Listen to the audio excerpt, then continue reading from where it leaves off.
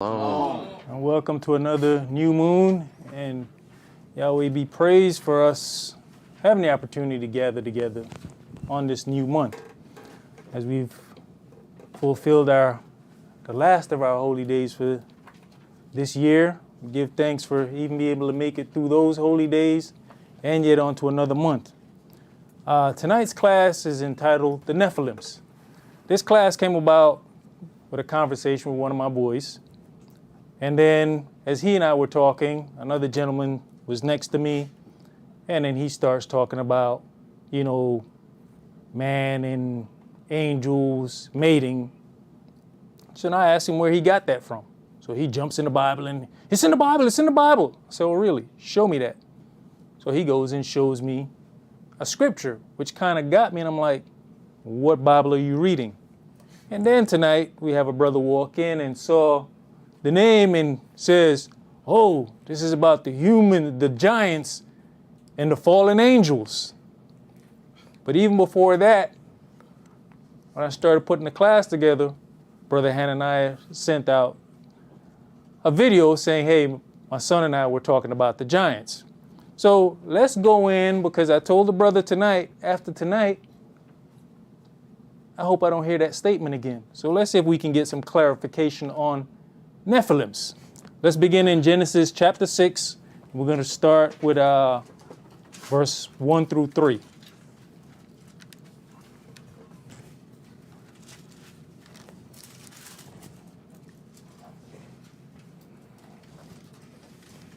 Genesis chapter 6, verses 1.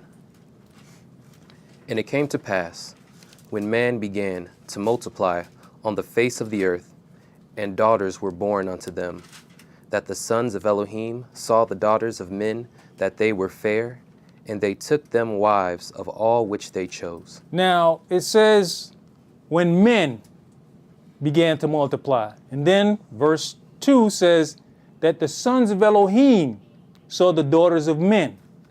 And this is where people jump in and want to say that these are angels mating with the daughters of men. We're going to cover and show you that when it speaks of the sons of Elohim, there's two connotations where they're talking about angels, and man is also referred to as the sons of Elohim, but a certain type of man. Continue. And Yahweh said, my spirit shall not always strive with man, for that he also is flesh, yet his days shall be 120 years.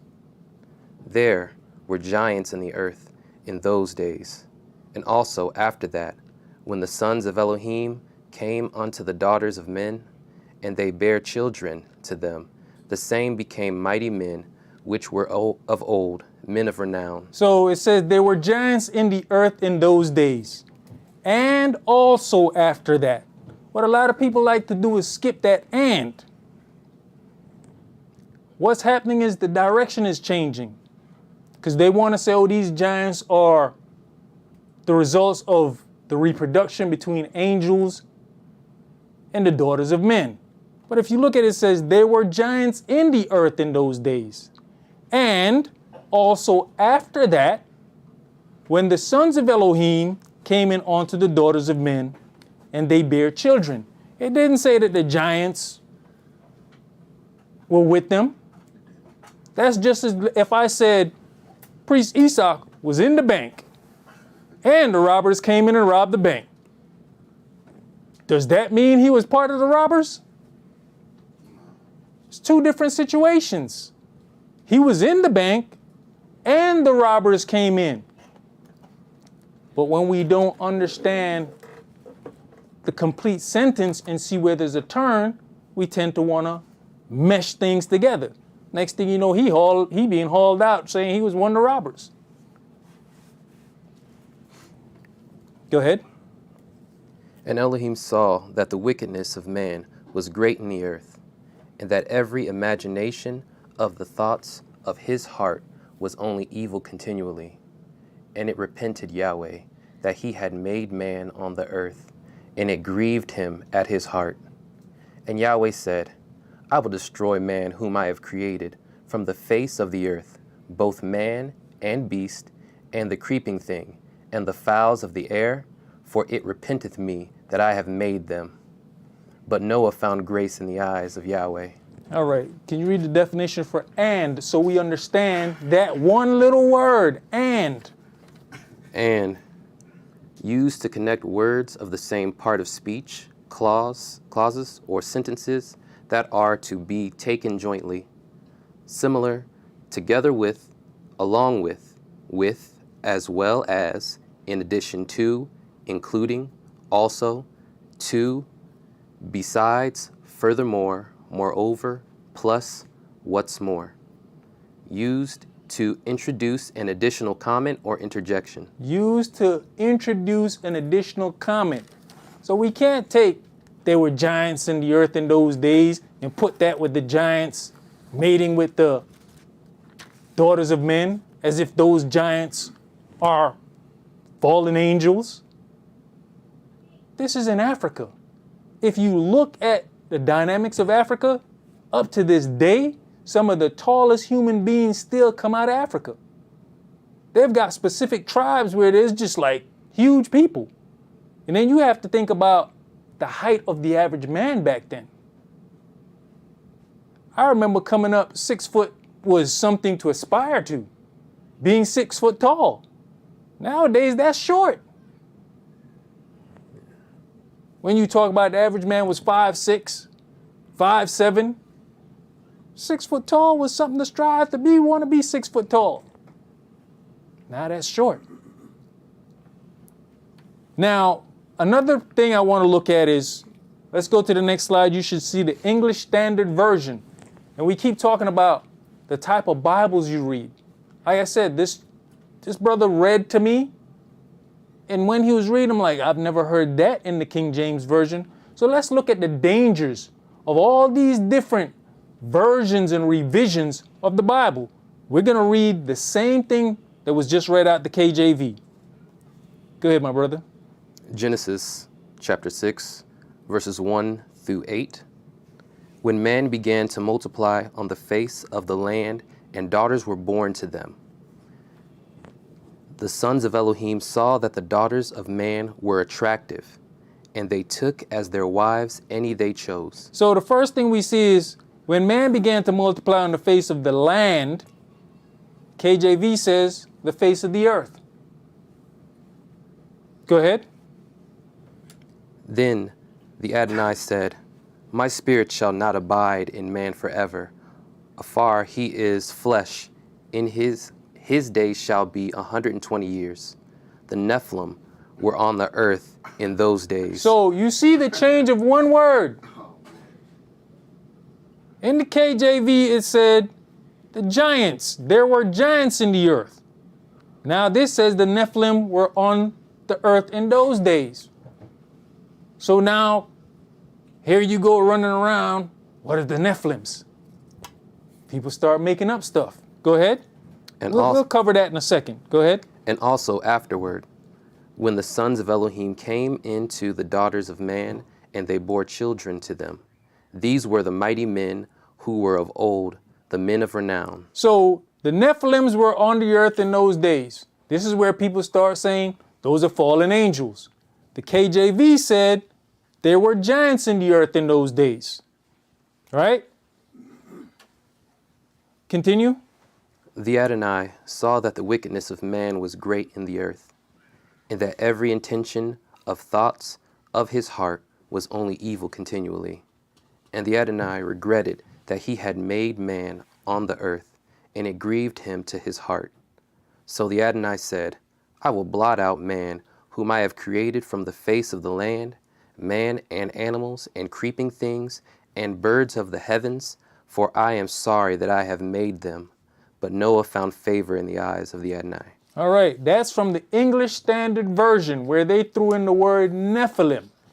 Let's read the New International Version of those same set of scriptures.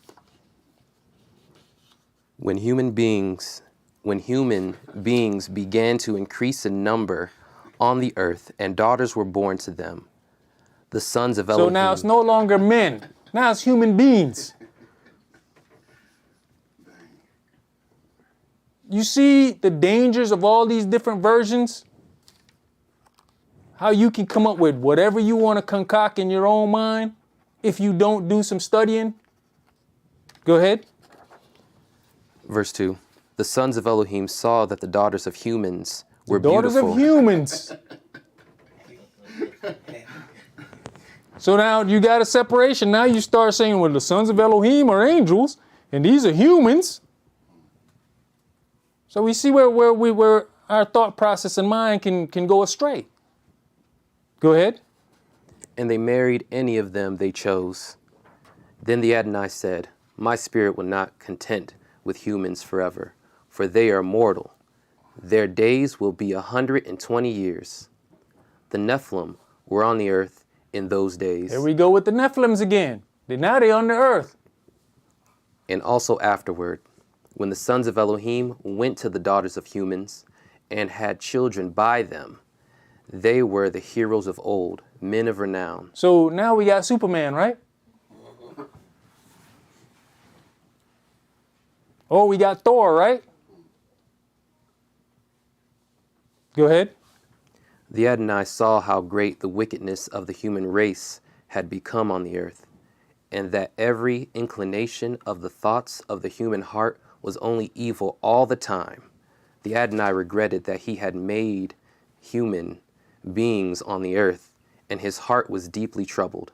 So the Adonai said, I will wipe from the face of the earth the human race I have created, and with them the animals, the birds, and the creatures that move along the ground, for I regret that I have made them.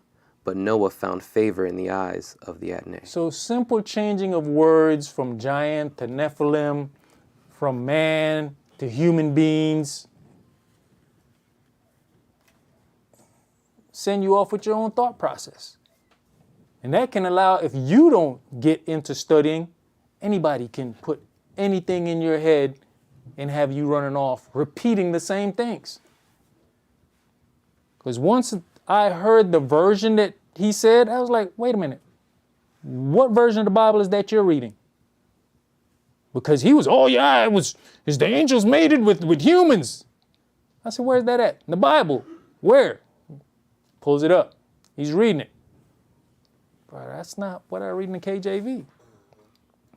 So I had to ask, what version of the Bible is that? But see, once again, it says study to show yourself approved.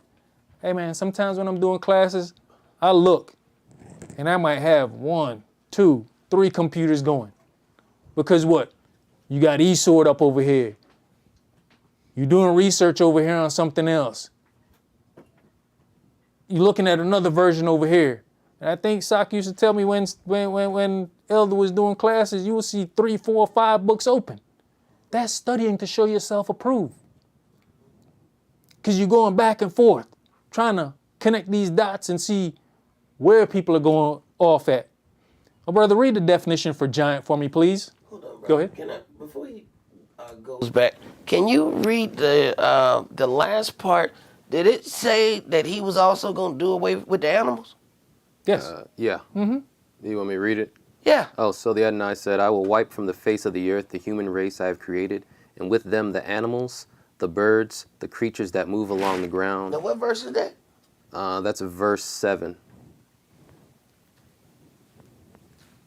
Verse 7 of the New International Version. Okay. Yeah, on ours it says, and Yahweh said, I'll destroy man whom I've created from the face of the earth, both man and beast. Beast and the creeping thing. Mm-hmm. Okay. I wanted to hear that one where it was. Go ahead. All right. Oh, let me go and read the definition. Yes, please. All right, giant, H5303. Nephil, I guess they say it. From H5307, properly a feller. That is a bully or tyrant, giant. So Nephil is where you get Nephilims from. Nephil is singular of Nephilims, which is plural. What is Nephil? Giant, a bully, a tyrant. So you see, just from changing the word around, if you don't go and figure out what the word Nephil means, you start putting your own wicked imagination into play and saying the Nephilims or fallen angels. It's a Hebrew word that means giant. What did the KJV said was there in the land? Giants. The word simply means giant or giants. Was not. We gonna get through. Let's go to, it said bully or tyrant, right? Giant. Let's go to 1 Samuel chapter 17. You had a question there, brother? Just a little point. The fact that they trying to push this whole Nephilim thing is actually a little more demonic than actually meets the eyes, because there's a whole nother origin story of a whole nother people that were the people who. It's just very demonic, because I want to get. We're gonna get to some other stuff. 1 Samuel chapter 17, and we're gonna read verses 1 through 10.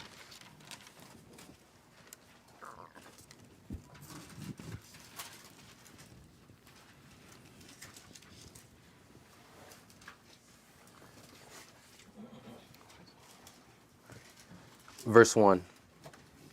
Now the Philistines gathered together their armies to battle, and were gathered together in Shechoh, which belongeth to Judah, and pitched between Shechoh and Esaac, and Ephes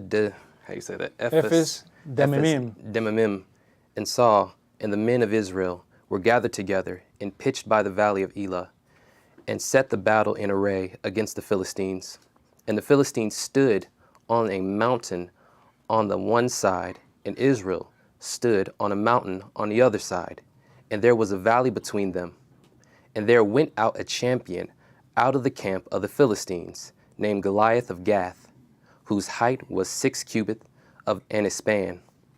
And he had a helmet of brass upon his head, and he was armed with a coat of mail, and the weight of the coat was 5,000 shekels of brass. And he had greaves of brass upon his legs, and a target of brass between his shoulders. And the staff of his spear was like a weaver's beam, and his spear's head weighed 600 shekels of iron. And he bearing a shield went before him. And one bearing a shield went before him. And he stood and cried unto the armies of Israel, and said unto them, Why are ye come out to set your battle in array? Am I not a Philistine, and ye servant of Saul? Choose you a man for you, and let him come down to me. If he be able to fight with me and to kill me, then will we be your servants. But if I prevail against him and kill him, then shall ye be our servants and serve us.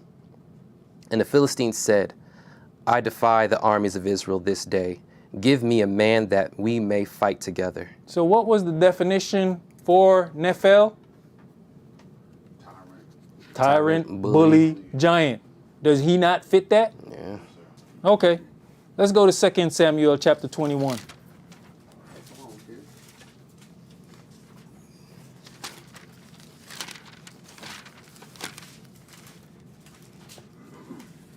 And we're going to read verses 15 through 22.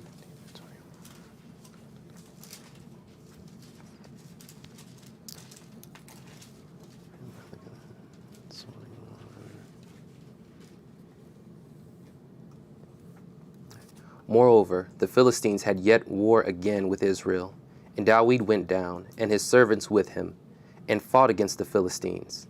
And David waxed faint. And Ishbi-benob, which was of the sons of the giant, and the weight of whose spear weighed 300 shekels of brass in weight, he being girded with a new sword, thought to have slain David. But Abishai, the son of Zerah, secured him, and smote the Philistine, and killed him. Then the men of David swore unto him, saying, Thou shalt go no more out with us to battle, that thou quench not the light of Israel. And it came to pass after this, that there was again a battle with the Philistines of Gob. Then Shibbekai, the Hushathite, slew Soph, which was of the sons of the giant.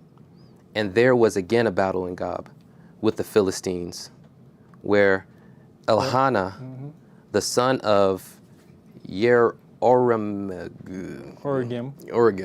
the Bethlehemite, slew the brother of Goliath the Gittite, the staff of whose spear was like a weaver's beam. And there was yet a battle in Gath, where was a man of great stature, that had on every hand 6 fingers, and on every foot 6 toes, 24 in number. And he also was born to the giant. And when he defied Israel, Jonathan the son of Shema, the brother of David, slew him. These 4 were born to the giant in Gath, that fell by the hand of David and by the hand of his servants. So from Genesis 6 to now in the time of Samuel, we're still hearing about giants. We're still hearing about the Nephilims. And we're seeing that a lot of them are being born from the same set of people.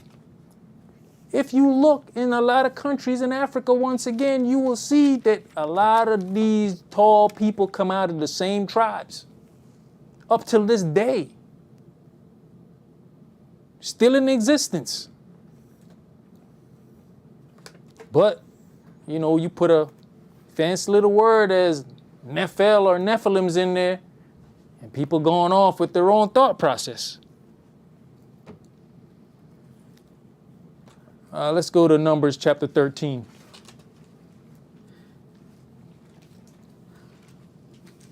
And if I was a product of an angel and a human being, I mean, if a human being taking me out like that, I think I'd kind of be pretty upset. Not to mention, you know our people. If these people were the product of humans and angels and had any type of significant power, come on, man. You know they would have erected statues and be worshiping these people.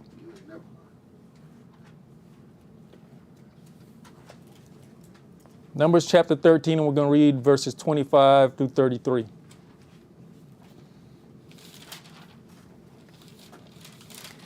And they returned from searching the land after 40 days. And they went and came to Moshe, and to Aaron, and to all the congregation of the children of Israel, unto the wilderness of Paran, to Kadesh, and brought back word unto them, and unto all the congregation, and showed them the fruit of the land. And they told him, and said, We have come unto the land, whither thou sentest us, and surely it flows with milk and honey. And this is the fruit of it.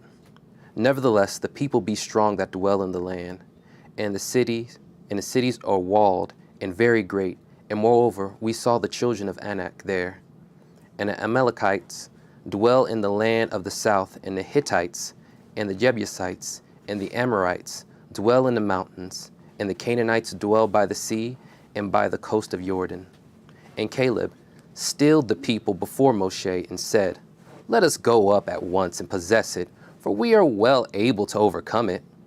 But the men that went up with him said, We be not able to go up against the people, for they are stronger than we. And they brought up an evil report of the land, which they had searched unto the children of Israel, saying, The land through which we had gone to search it is a land that eateth up the inhabitants thereof. And all the people that we saw in it are men of great stature. And there we saw the giants, the sons of Anak, which come of the giants. And we were in our own sight as grasshoppers, so we were in their sight. And there we saw the giants, the sons of Anak. Why didn't you say the sons of the Nephilims? The sons of the fallen angels? If that be the case, people would have known. But they're telling you what tribes they come out of, what set of people they belong to. My brother, read the definition for Anak, please. Anak, H6061. Anak, the same as H6060. Anak, a Canaanite. Anak. Okay, Canaanite, right? And from Anak comes these giants. But Anak comes from the Canaanites. Our people aren't that tall. But like I said, you look down in Africa and you look at a lot of these African countries, majority of these people come out of the same area, same tribes. But we let a word that we don't understand take us off into La La Land and make-believe world. Give me the second definition for Anak, please. H6062, Anak, I guess that's right. Patronymic, as I say, from H6061, an Anakite, or descendant of Anak. Anakim. Anakim. All right. So we got the definition of Anak and Anakites and all these people that come out of them, these giant peoples. Now we got this thing of this mating of the sons of Elohim and the daughters of men. Let's see if we can't get an understanding of the sons of Elohim. Let's go to Genesis chapter 4.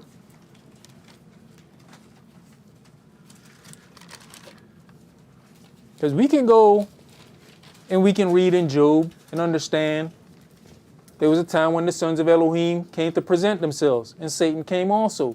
And there we can distinctively see and understand that those were angels. Well, can we find man in the book as the sons of Elohim? Like I said, all men are not the sons of Elohim, a specific type of man. There's man, and then there's the sons of Elohim. Just like we've asked several times when people say, oh, do I have to wear a head covering? How do you see yourself? Do you see yourself as a man or do you see yourself as a priest? We don't force anybody, any brother to have to put a head covering on. How do you see yourself? Are you a man or are you a priest? So let's look at the sons of Elohim, flesh and blood, sons of Elohim, angels. Genesis chapter 4, and we're going to read verses 25 through chapter 5 and verse 5. And Adam knew his wife again, and she bare a son, and called his name Seth. Now, it's funny. What's that movie just came out? Black Adam? Has anybody seen the commercial for Black Adam and see what it's really going about? And I thought to put it out there. If you told somebody I was going to go watch the movie Black Man, they'd ask you, what movie you talking about? What you mean Black Man? Ain't no movie I call Black Man. Yes, there is. What does Adam mean? Yeah. Go ahead. For Elohim, Don't say that to the Caucasian door and stop the sale of the movie. You know what I'm saying? Y'all gonna kill the sales. That is an awesome intro, though. No, black man. What? Go ahead. For Elohim said she hath appointed me another seed instead of Abel, whom Cain slew. And to Seth, to him also there was born a son, and he called his name Enos. And then began men that called upon the name of Yahweh. So Abel was killed by Cain. Okay? So if Abel's out the picture and Cain is the only one around, whose seed is multiplying on the face of the earth? Cain. Yeah. So at that point, it's coming from the loins of wickedness. This is man. Seth comes on and she said, Elohim said she has appointed me another seed instead of Abel. In the stead of Abel, here comes your righteous seed. And to Seth, to him also, there was born a son, and he called his name Enos. Then began men to call upon the name of Yahweh. So what were they doing? So if they're not calling upon the name of Yahweh, Obviously, there's no connection there. It took the coming of Seth and his son for men to then start having some type of dialogue with Yahweh, some type of connection back to Yahweh. So that means up until this point, it's just men on the earth. Now here comes a son of Yahweh. Go ahead. Where we at? We're going to go to 5 and 5. Oh. This is the book of the generations of Adam. In the day that Elohim created man, in the likeness of Elohim made he him. Male and female created he them, and blessed them, and called their name Adam, in the day when they were created. And Adam lived 130 years, and begot a son, in his own likeness, after his image, and called his name Seth. And that day Adam, And the days of Adam, after he had begotten Seth, were 800 years, and he begot sons and daughters. And all the days that Adam lived were 930 years, and he died. So here comes Seth on the scene. And we jump back to Adam. Let's go to Luke chapter 3.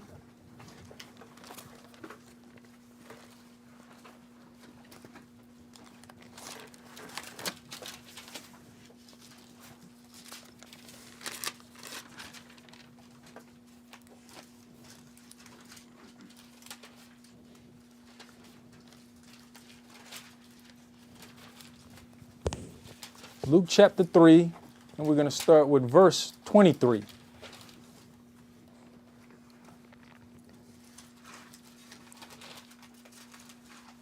Verse 23. And Yahshua himself began to be about 30 years of age, being, as was supposed, the son of Joseph, which was the son of Eli. So here we were at the Messiah.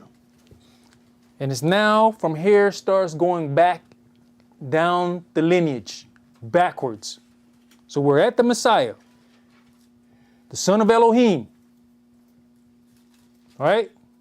And we see that Seth came along, Enos, and then man began to call on the name of Yahweh. We're not going to go through the whole lineage. Let's go ahead and jump down to verse 38. You're a good man, Kish.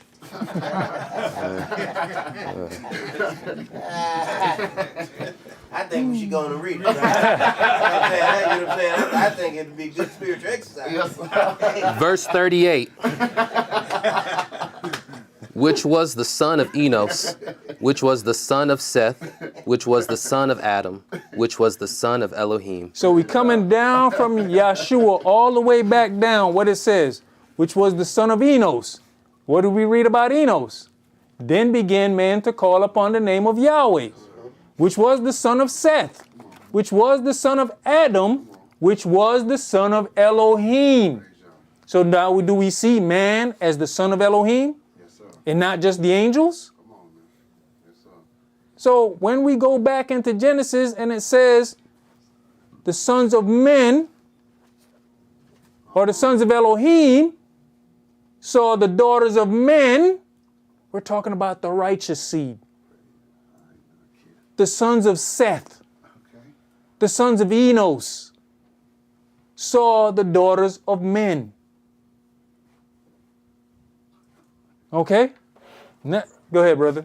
Well, I'm glad you slowing that down and breaking it, because sometimes if a individual says to a brother that, a sister is not good for him, the brother may catch feelings and not understand that that's not a daughter of Elohim, that's a daughter of man. Right. And then, try to force this makeshift, this thing to happen.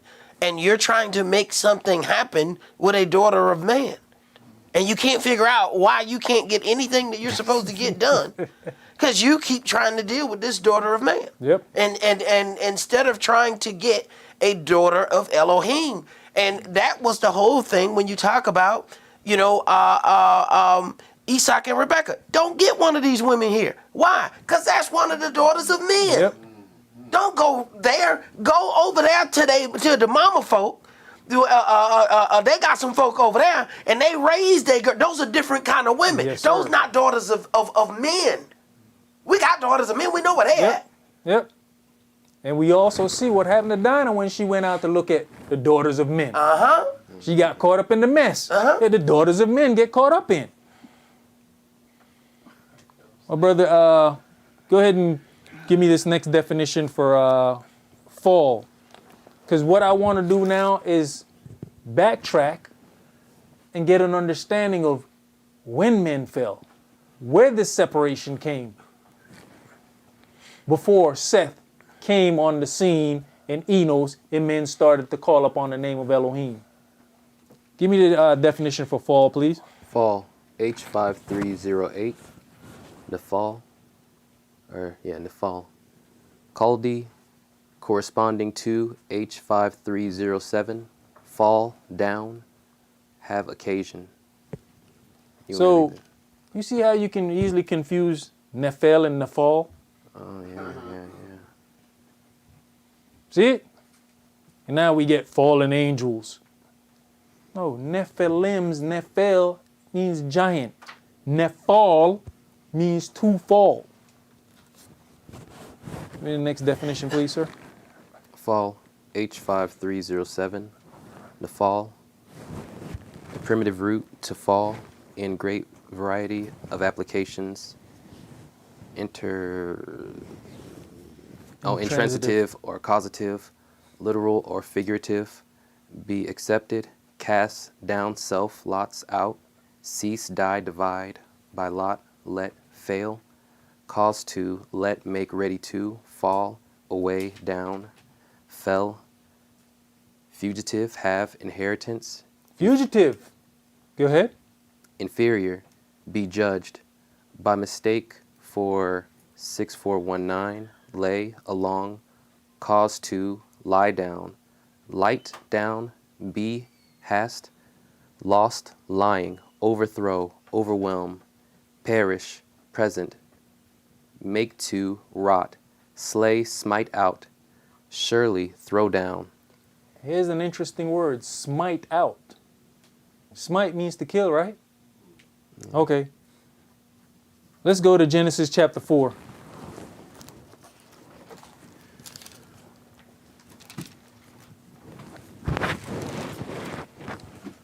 Let's remember that word, smite out.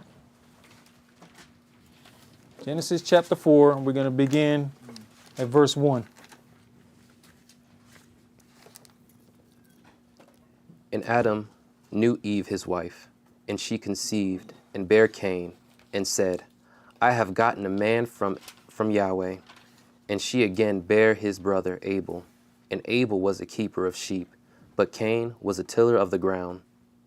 And in process of time it came to pass that Cain brought the fruit of the ground an offering unto Yahweh. And Abel, he also brought of the firstlings of his flock, and of the fat thereof. And Yahweh had respect unto Abel, and to his offering, but unto Cain, and to his offering, he had no respect. And Cain was very wroth, and his countenance fell. And Yahweh said unto Cain, Why art thou wroth? Why is thy countenance fallen? If thou doest well, shalt thou not be accepted? And if thou doest not well, sin lieth at the door. And unto thee shall be his desire, and thou shalt rule over him. And Cain talked with Abel his brother. And it came to pass, when they were in the field, that Cain rose up against Abel his brother, and slew him. And Yahweh said unto Cain, Where is Abel thy brother? And he said, I know not. Am I my brother's keeper? And he said, What hast thou done? The voice of thy brother's blood crieth unto me from the ground. And now art thou cursed from the earth, which hath opened her mouth to receive thy brother's blood from thy hand. And when thou tillest the ground, it shall not henceforth yield unto thee her strength. A fugitive and a vagabond shalt thou be in the earth. Did we just read that in the definition of fall? Fugitive, right? Okay. And Cain said unto Yahweh, My punishment is greater than I can bear. Behold, thou hast driven me out this day from the face of the earth, and from thy face shall I be hid, and I shall be a fugitive and a vagabond in the earth. And it shall come to pass that every one that findeth me shall slay me. So at this point, he's saying, and from your face shall I be hid. There's a separation. Now you're just a man. You're not a son of Elohim. He knows that. So don't you think he's carrying this animosity on? Do you think he's going to teach his kids and his kids' kids about Yahweh? His seed was multiplying. At this point, he got indignation. It took Seth to come along after, we don't know how much after that Seth came along. Then Enos, his son, begins to call upon the name of Yahweh. Then did men begin to call upon the name of Yahweh. But we can see there's a separation. Cain knows there's a separation. Cain speaks of the separation that's going to be between me and you.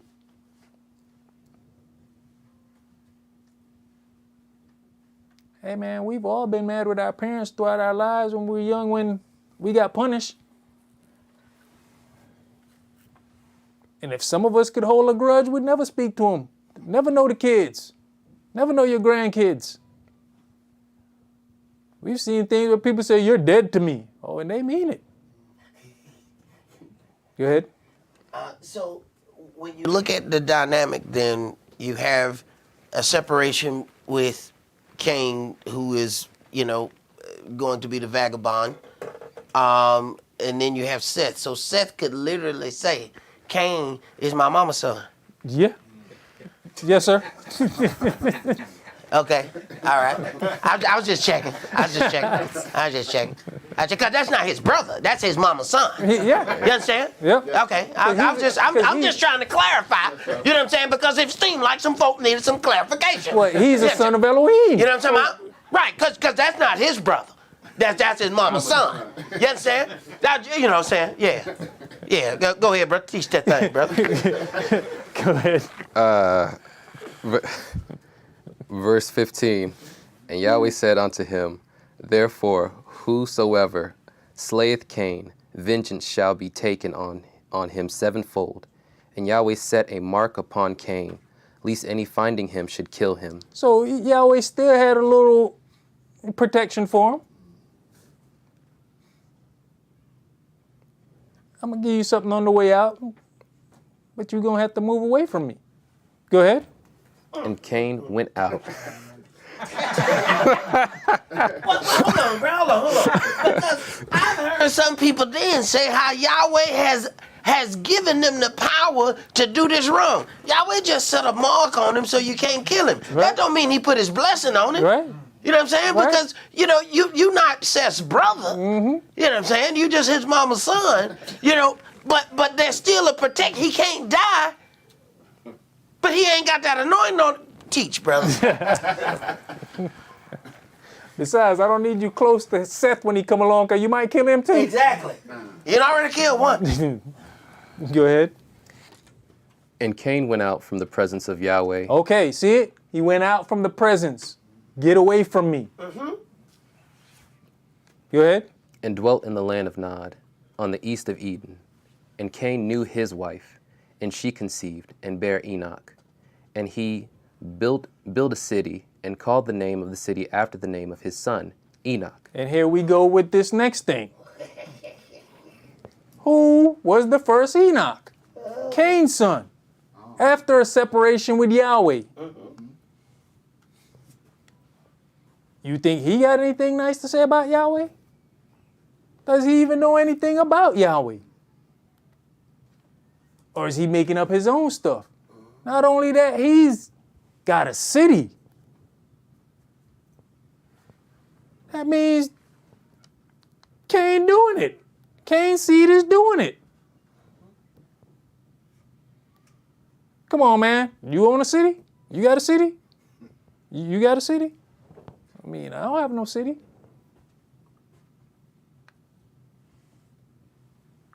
Well, with having a city does what? Put you in rulership, doesn't it? You're the man. You can say whatever you want to say. You can present whatever you want to present.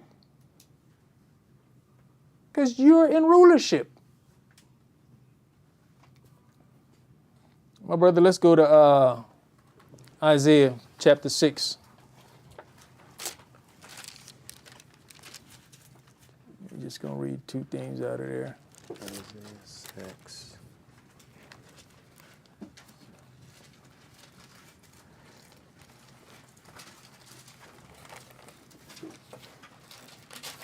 You know, sometimes we got to really study and stop jumping with the fairy tales.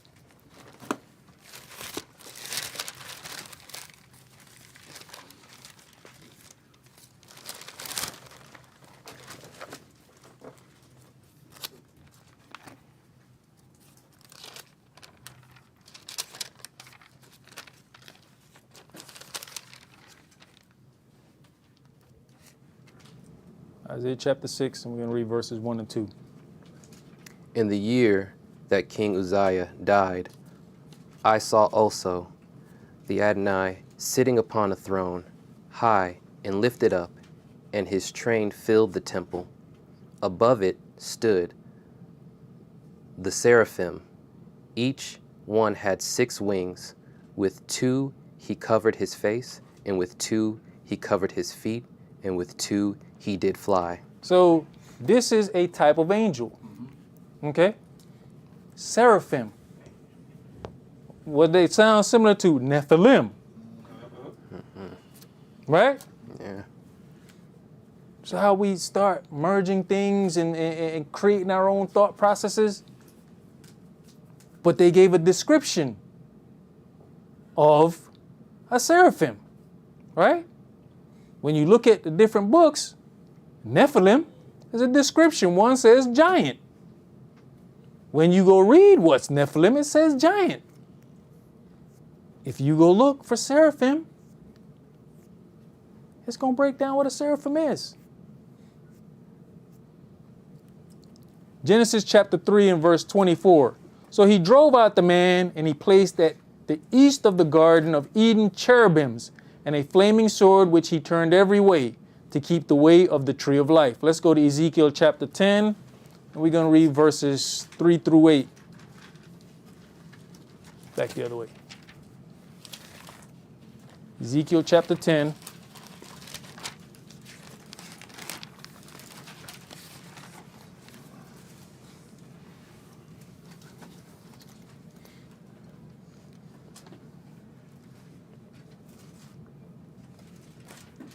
Now the cherubim stood on the right side of the house when the man went in, and the cloud filled the inner court. Then the glory of Yahweh went up from the cherub and stood over the threshold of the house. And the house was filled with the cloud, and the court was full of the brightness of Yahweh's glory. And the sound of the cherubim's wings was heard even to the outer court, as the voice of the Almighty El when he speaketh. Now, when I read this, I kept going over it and imagining this in my head. And the sound of the cherubim's wings was heard even to the outer court, as the voice of El Shaddai when he speaks. Yahweh's voice is also said to be the trumpet. Can you imagine how powerful these wings must be? For them to sound as the voice of El Shaddai, as the voice of Yahweh?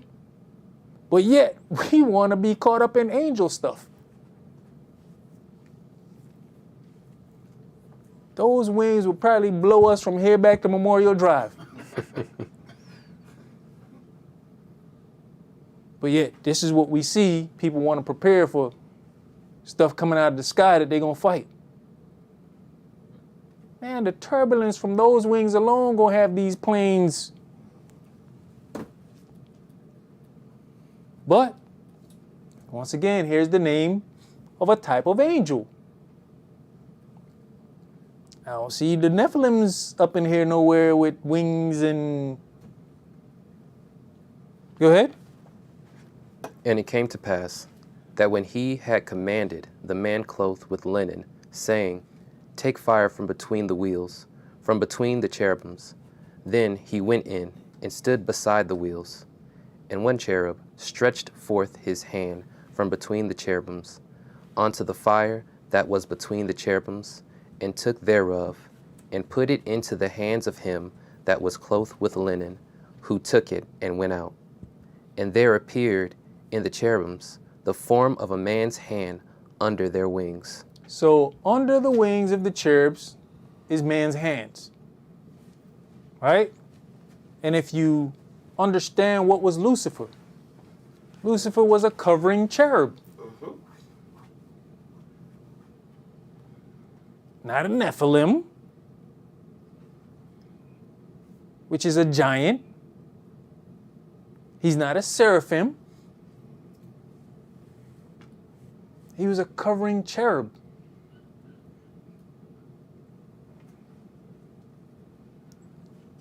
We got to get in our book and stop letting let people tell us what to think and believe. Let's go to Jude chapter 1. You know what, brother? Go ahead. When you consider what Lucifer was, Right. a covering cherub, then we understand why the images of angels are always portrayed with wings. He only wants to deal with the image that goes like with him. Right. All right. Then you also look at the power of those wings, that it was as if was the voice of Elohim. Yes, sir. Okay. Then deal with how he's trying to become Elohim. Right. Because he can mimic his voice. So there's a lot there. But once again, and even with that, like you're talking about the mimicking, but what we get of these angels with wings, we get a bunch of women. Yep. Because even with the research of cherub, if you put cherub in, you know what you're going to get? Does anybody know what you're going to get? Like Cupid or something? Yes, sir. You're going to get a bunch of pictures of this so-called Cupid. That's what you're going to get. You're going to have to do some hard searching and keep twisting and changing up the word to get a somewhat similar description of a cherubim. Go ahead. That's just what I was saying earlier, like this whole thing about the Nephilim and the giants and the sons of man, sons of angels or whatever. It's a whole nother demonic situation that they're trying to push. And they're trying to push this whole, evolution thing where these things came from above, these aliens or whatever they want to call them, that are taller than us, and they saw these monkeys and they did experiments on the monkeys and they became us. It's a whole demonic thing that they're trying to push. That's why they changed that name to Nephilim instead of the giants, because the Nephilim is the name that they're also trying to incorporate with that narrative. Well, once again, Nephilim just means giant. Now that you have an understanding of the word, no one should be able to tell you that Nephilims are fallen angels. Nephilim just means giant. Go ahead, my brother. Jude chapter 1.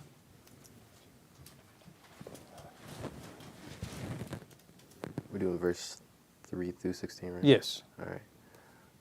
Beloved, when I gave all diligence to write unto you on the common salvation, it was needful for me to write unto you and exhort you that you should earnestly contend for the faith which was once delivered unto the saints. For there are certain men crept in unaware, who were before the old ordinance ordained to this condemnation, ungodly men, turning the grace of our Elohim into lasciviousness, and denying the only Yahweh, Adonai Elohim, and our Yahshua the Mashiach. So, if you understand verse 4, for there are certain men crept in unawares. That means you didn't see them coming. But somehow they got in. Right? Who were before of old ordained to this condemnation. They were already condemned. Sometimes people already know they condemned, but guess what? hey man, they need you to fall too. Lucifer's not trying to go out by himself. He knows he's condemned. So what he looking for? As many as he can take with him. It says, who were before of old ordained. They love to mention that in the Christian church, right? I'm an ordained. Okay, what are you ordained to?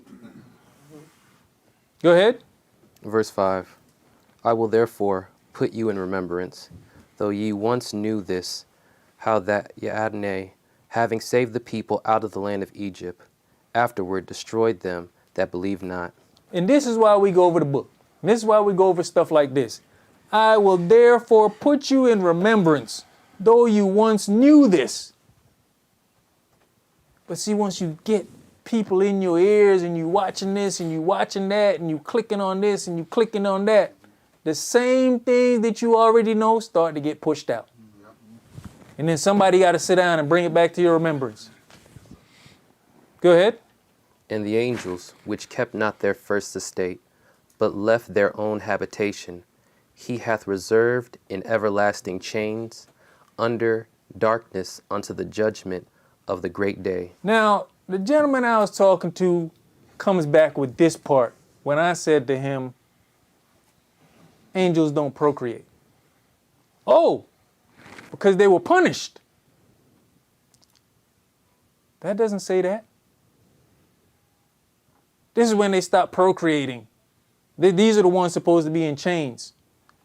And the angels which kept not their first estate, but left their own habitations, he has reserved in everlasting chains under darkness unto judgment of the great day.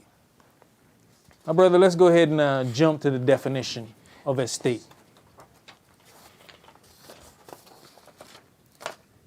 The word itself is interesting. Estate, H3653, Cain. Cain. The same as H3651, used as a noun, a stand, that is, pedestal or station, based estate, foot, office, place, well. So they left their post. They left where they were supposed to be doing a job. If you're in the military, you're part of Yahweh's army, right? Lucifer was what? A covering cherub. Even when he's telling Moshe what to do as far as the sanctuary, did he not say build an ark and put 2 cherubs on it? Right? Because they have a job. These angels left their post, left their habitation where they're supposed to be. If you abandon your post in the military, what's going to happen to you?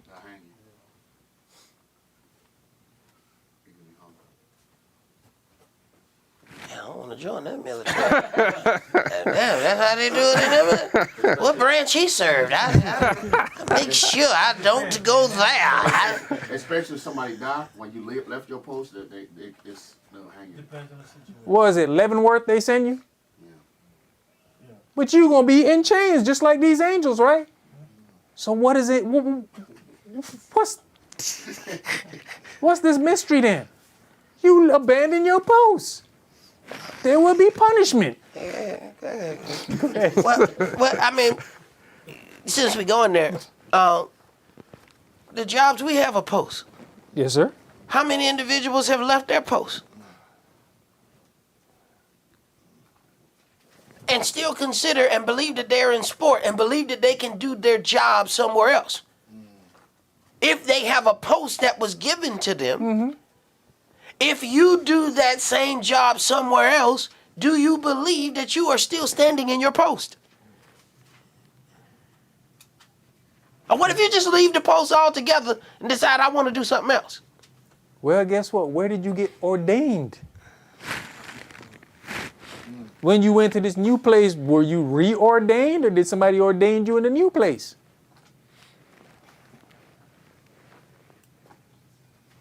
Something to take into consideration. It really is.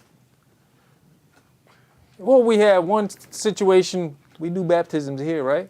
Brother comes here, somebody who is no longer here, he wants to know, is it okay to go get a baptism from that person? He no longer has a post here.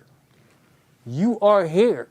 Why would you want to go and get a baptism over there or with that individual? Yahweh gives us a glimpse of stuff that he's dealing with.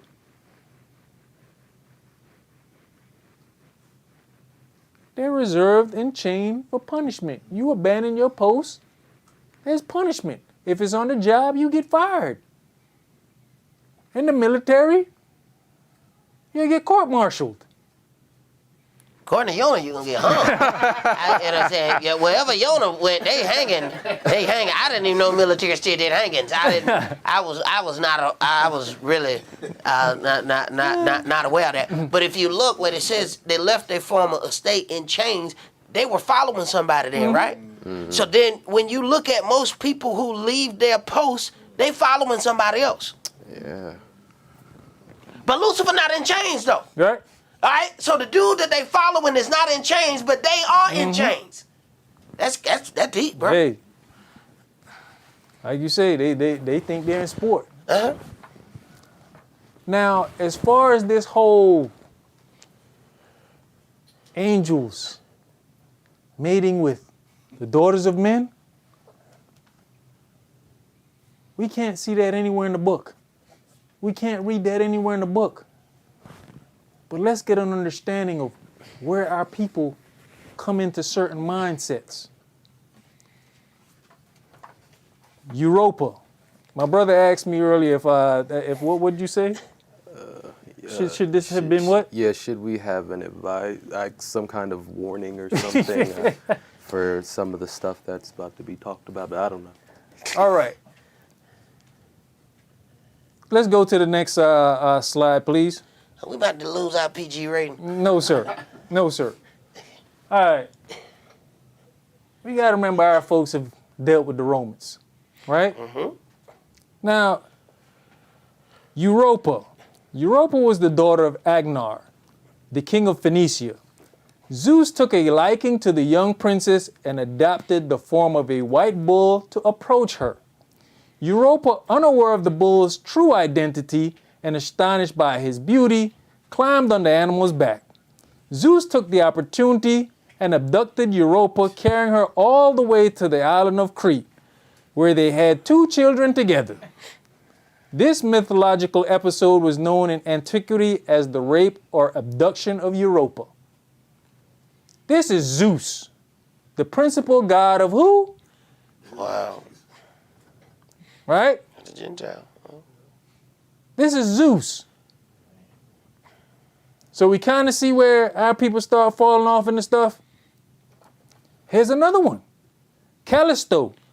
According to Apollodorus, Callisto was the daughter of King Lycon of Arcadia. She had taken an oath to remain a virgin since she was a devout follower of the Greek goddess Artemis. To get her, Zeus assumed Artemis or Apollo's form and, having earned Callisto's trust, raped her. As if that was not enough, Zeus turned the unfortunate woman into a bear to save her from Hera's jealousy. While still a bear, Callisto gave birth to a child named Arcas. This is Zeus again. So now we understand when our people start talking about, oh, the angel must have came on Miriam in order for the Messiah to be born. See where we're getting this mentality from? Because remember, we were also down in Rome and down in Greek. Okay? Antiope. Antiope in Greek mythology was the daughter of King Asopus of Boeotia. Zeus, enchanted by her beauty, transformed himself into a satyr and raped her. Wow. This is Zeus. I'm starting to see why he don't have no clothes on.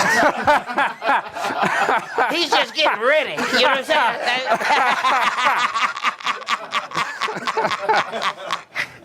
saying? Alcmene was the wife of the king of Tyrants. Amphitryon. While her husband was away in a military expedition, Zeus conceived a truly disturbing plan. The Greek god took the form of Amphitryon and spent 3 nights with Alcmene, who was unaware that this was not her husband. From this union, the greatest Greek hero was born, Hercules. This is Zeus. So when we have people tell us back our story, you see the great stuff that they will throw in, and then we start picking up that same thought process. I'm going to jump through and pass some of these. Aragani, the daughter of Icarus, the man who introduced the cult of Dionysus to Athens, is said by Ovid to have been raped by Dionysus in the form of a bunch of grapes. What did he introduce? Dionysus to Athens. All right? Do we know who Dionysus is? No. Let's go read about Dionysus. Let's go to Acts chapter 19.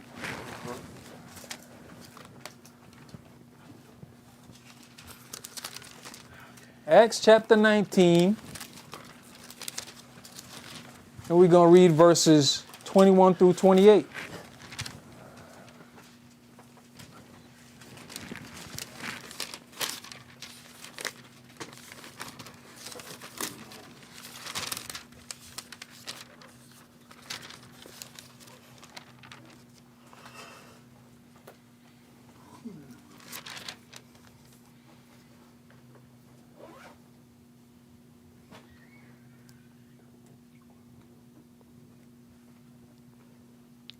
Verse 21. After these things were ended, Saul proposed in the spirit. Proposed in the spirit when he had passed through Macedonia and Achaia to go to Jerusalem, saying, after I have been there, I must also see Rome. So he sent into Macedonia 2 of them that ministered unto him, Timotheus and Aretas, but he himself stayed in Asia for a season. And the same time there arose a small stir about that way. For a certain man named Demetrius, a silversmith, which made silver shrines for Diana, brought no small gain unto the craftsmen. So if you want to know who Dionysus is, that's her. Okay? We're reading about her in Acts. Go ahead. Whom he called together with the workmen of like occupation, and said, Sire, sirs, ye know that by this craft we have no wealth. We have our wealth. Moreover, you see and hear that not alone at Ephesus, but also throughout all Asia, this Saul hath persuaded and turned away much people, saying that they be no gods, which are made with hands, so that not only this our craft is in danger to be set at naught, but also that the temple of the great goddess Diana shall be despised, and her magnificence should be destroyed, whom all Asia and the world worshipeth. And when they heard these sayings, they all fell of wrath, and cried out, saying, Great is Diana of the Ephesians. So, verse 27, so that not only this our craft, the way we make our money, is in danger to be set at naught, but also that the temple of the great goddess Diana should be despised, and her magnificence should be destroyed, whom all Asia and the world worships. And she was what? The product of what? Zeus. Right? This is our people. This is Saul fighting with them about their mythological gods and goddesses. Who taught us the book as we know it? The Europeans. So don't we think some of that mysticism that they deal with was going to be passed on to us? Now I got us talking about angels procreated with man. When you read these different versions of the book, you see how confusion comes about? If you're not doing study on the meaning of words, then we come up with these fantastic stories too. But the problem is most of us are not going to study. We just jump on hearsay and go with it. Why don't we accept things as it is written? With that said, let's hear the conclusion. Matthew chapter 22.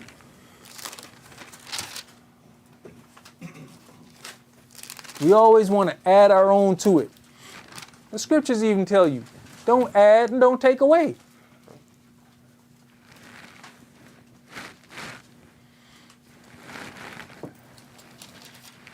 Matthew chapter 22, and we're going to read verses 23 through 30. The same day came to him the Sadducees, which say that there is no resurrection, and asked him, saying, Master, Moshe said, if a man die, having no children, his brother shall marry his wife, and raise up seed unto his brother. Now there were with us 7 brethren, and the first, when he had married a wife, deceased, and having no issue, left his wife unto his brother. Likewise the second also, and the third unto the 7th. And the last of all the women died also. Therefore, in the resurrection, whose wife shall she be of the 7? For they all had her. Yahshua answered and said unto them, Ye do err, not knowing the scriptures, nor the power of Elohim. So, you look at this. Some of our people had a problem just believing resurrection. But yet they would believe that angels were procreating with human beings. We're letting people give us their thought processes. Go ahead. For in the resurrection, they neither marry nor are given in marriage, but are as the angels of Elohim in heaven. So, if the angels was punished like he said, and put in chains like the gentleman tried to tell me, so the punishment was because they slept with the human beings, that's why now they can't procreate, right? Why then would you punish the righteous people that are being resurrected with that same punishment that you've placed on angels? It was supposed to be a punishment, right?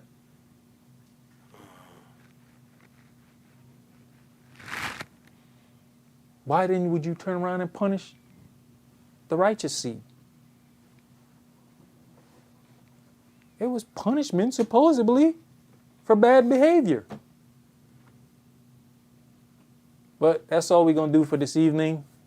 Everybody enjoy your new moon. Shalom. Shalom.